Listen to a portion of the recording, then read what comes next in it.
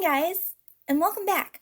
So today I'm going to be testing the Gigi Hadid and Maybelline collection, and that makes me a little excited and also a little nervous. I kind of have a love-hate relationship with Maybelline. I love a bunch of their products, but what really gets me every time are their eyeshadow palettes. I don't know if it's just, a skin type thing or a personal preference or what, but I just don't really like them very much. They tend to run a little more on the pricey side for a drugstore brand, and I don't feel like the price really justifies the quality, in a lot of cases. I don't think they're super pigmented, and you have to really work at building it up, and even then, it doesn't last very long on my skin. Again, I don't know if it's just like an oily skin thing. They don't work that well. I don't know. But I'm kind of excited to test these out. I have not read anything really about them besides that, hey, the collection's launching, and I haven't watched any reviews, I haven't read any reviews. So this is truly a first impression. I have not been influenced by anything else that I've seen or read. And I'm curious to find out if it's really something that Gigi Hadid created with Maybelline, and it's like her own formula and things like that, or if it's just Gigi Hadid branded, where it's still the old Maybelline formula, but she just like picked the colors and made a palette. I don't know. I tried to stay in the dark on this on purpose. So I guess I'm going to go ahead and put some foundation on to get started because I think one of the palettes has a concealer, and I will be right back. Okay, foundation is on, and I was right. Her Jetsetter palette actually has two concealer shades in here. Now, first impressions, I haven't opened this at all. I think there's probably still a seal in here, but the packaging is beautiful. Obviously, like, it's all holographic. It's like the in thing right now. And on the back of it, it says it has a light concealer. How light? I don't know, but we will find out. This palette is also like way bigger than I was expecting. Like, this is huge. This is like the size of my face. It's enormous. And it does have a seal. Oh man, this is gonna be fail. Alright, so seal is off, and when you open it up, this is what it looks like. It's pretty cool. I am kind of thinking though that this light concealer shade is no bueno though. So the back of this packaging says there's a light concealer and a medium concealer. I feel like this was made for a very specific subset of skin tones, which does not include me. I feel like if you're on the fairer side or the deeper end of the spectrum, this already is not going to work for you. So that's like two things in this palette that you're already not going to be able to use. And I'm pretty sure that this was like $22.99, so it's kind of expensive for like a drugstore brand palette. And I don't know, let's watch the concealer and see. Okay, so I'm not sure how well you guys can see this, but if I get a little closer, the top color is the medium concealer and the bottom one is the light concealer. I might be able to pull this light one off. Don't really know, but we're gonna try anyway. I think I'm just gonna go in with my finger. The good thing is this is really creamy, so it's not stiff like a lot of like drugstore concealers are. If they come in a pan, I think they're just so stiff and they're so hard to blend, but this is not. The formula on this really isn't bad, but I don't know that this is the right shade for me, but we're just gonna work with it today.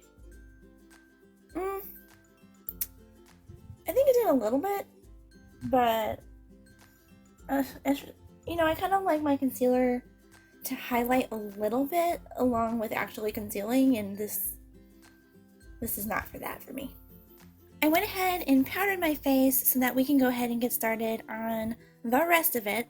So the next thing I think I want to try is the bronzer in here, which looks super dark. It looks kind of more like what I would use as a contour. I don't know. But it is the shade right here.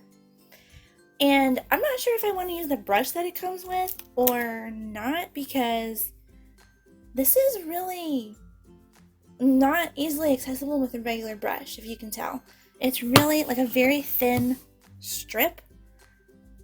I guess I can try a regular brush and we'll see. Here goes nothing. Oh no. Oh no. See, I got blush in the bronzer trying to get it. Okay, I tried to tap some of the blush off and we'll just see. Okay, the bronzer actually isn't that bad. I thought it was going to be way too dark, but it has more of a neutral undertone. It's not super warm, so I think that's why it's working so well. I like the color. I don't like that it's such a thin little pan that even like this thin brush can't get in it very well, but I mean, I'm pretty sure you're supposed to use the brush that it comes with. But I feel like it would be more of a contour if I did that, and I'm not trying to do that right now. Alright, 2 thumbs up for the bronzer actually. I enjoyed that a lot more than I thought I would. So now it's time to get into the blush, and the blush is an even tinier pan than the bronzer. I mean, look at that. Look at how tiny this pan is. That's like the size of my finger. How am I supposed to get a brush in there? Whoa.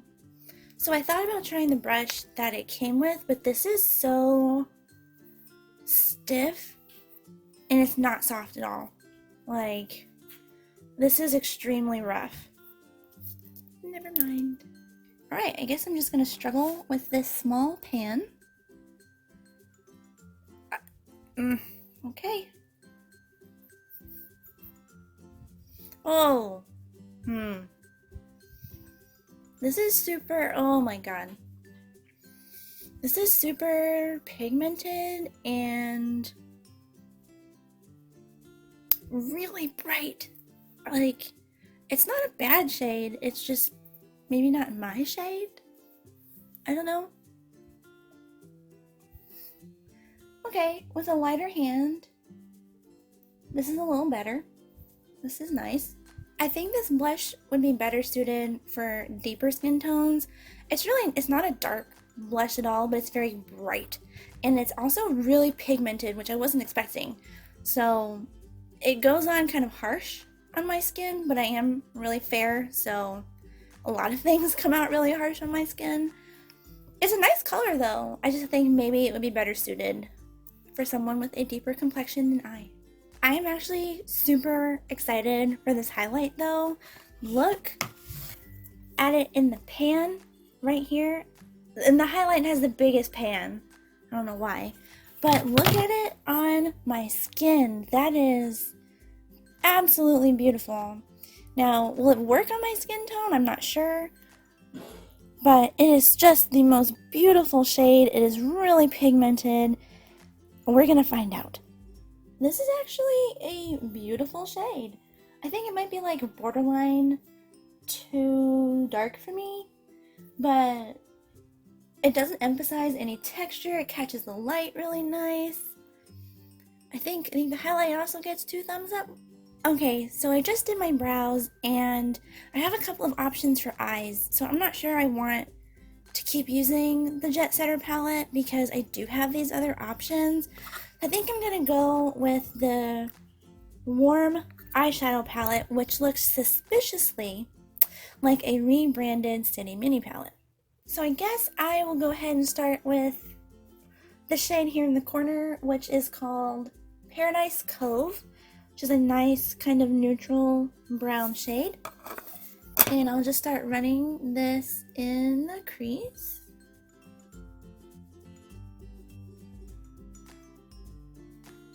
So actually that was a beautiful shade. I really like the way that it blended out. I only dipped into the pan one time and the pigment was pretty good. So far so good. Now I think I'm going to go in with the same brush, and this is called Montecito. This one right here. This one's just a little bit darker than the shade that I just used, and this is a little warmer. I'm going to try and just layer this right underneath Paradise Cove.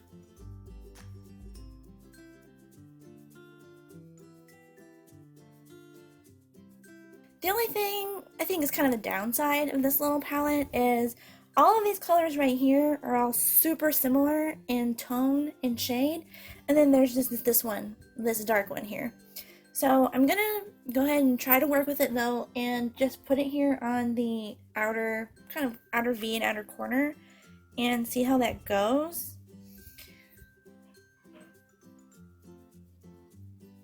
Oh, not bad. These blend really nice, actually. So far, so good with this little palette.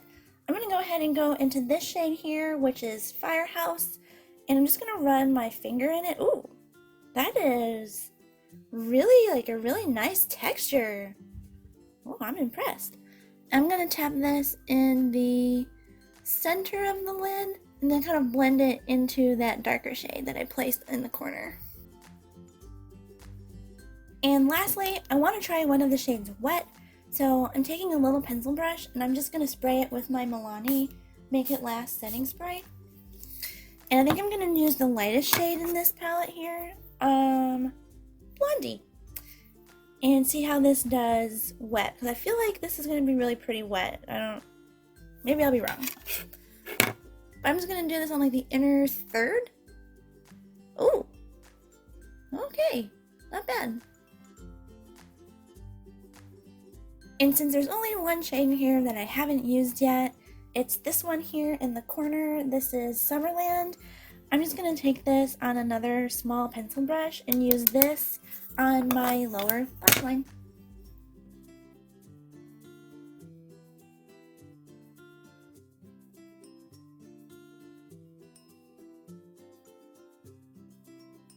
Next up is the Gigi Hadid and Maybelline Fiber Mascara. I tend to not really like fiber mascaras because the fibers irritate my eyes, which are really, really sensitive. But I thought I would give this a shot. I haven't tried one in a long time. So let's go in with the fibers. So this side. Oh man. Whoa.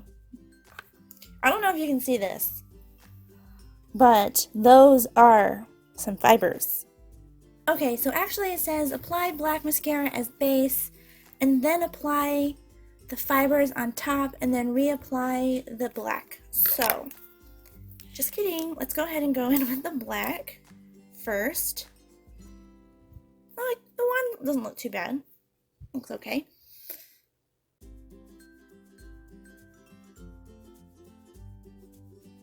Okay, on its own, the mascara is just kind of average. It's not the most volumizing mascara I've ever used. It's not particularly super black, so we'll see what the fibers do. I'm a little scared. Like, this is like super fibery, but it says to go in with this next, so that's what we're gonna do.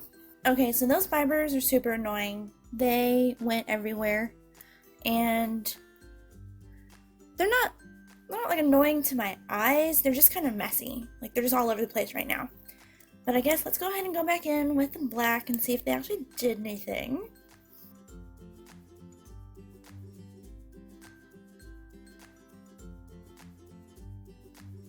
Okay, so after a second coat, I can see a difference, but honestly, I'm not sure that that was all worth it. The fiber started to get into this eye, and it's really bothering it now. Like, it's really itchy. And, you know, I don't know if I see enough difference to make this like really worth it when I could just use a mascara that I like better that does the same thing without the fibers. And lastly, I have two of her lipsticks. I have the shades McCall and Lonnie.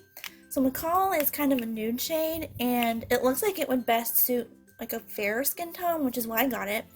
And then Lonnie is a deep red that looked like it leaned more towards like blue undertones, which is what I wanted. So I don't know which one I should try. So I went ahead and swatched them on my hand so you can see the colors a little bit better. The top one is McCall and the bottom one is Lonnie.